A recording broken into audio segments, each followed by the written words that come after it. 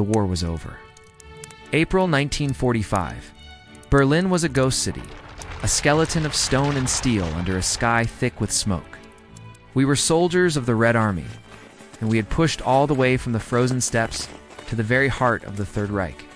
The air was heavy, not just with dust, but with a strange, deafening silence.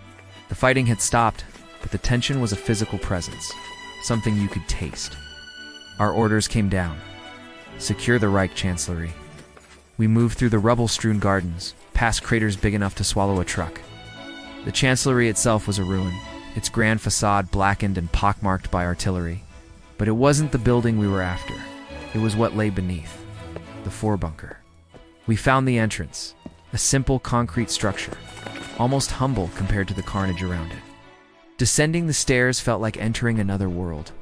The smell hit us first, a bizarre mix of damp concrete, burnt diesel, perfume, and something acrid, something final. It was the smell of a failed world, sealed underground. The lights were still on, powered by a generator that hummed a constant, monotonous tune. The corridors were narrow, utilitarian. We were expecting something grand, a villain's lair from a movie. This was just a concrete tomb. Rooms branched off to the sides, offices with papers strewn everywhere, communication rooms with smashed equipment, and sleeping quarters with beds still unmade. We passed through the map room. A massive map of Europe still hung on the wall, marked with arrows and front lines that were now meaningless history. It was surreal to see the grand plans of conquest reduced to this cramped, subterranean space.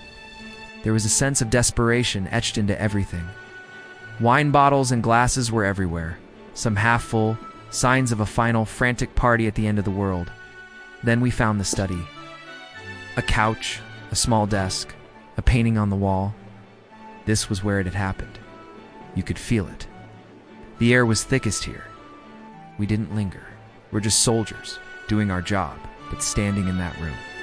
You couldn't help but feel the immense weight of history, the sheer scale of the suffering that had ended right there in that dim concrete box. Merging back into the daylight, blinking in the pale sun, was a shock. The fresh air felt like a gift. Berlin was in ruins. Europe was scarred, and millions were gone.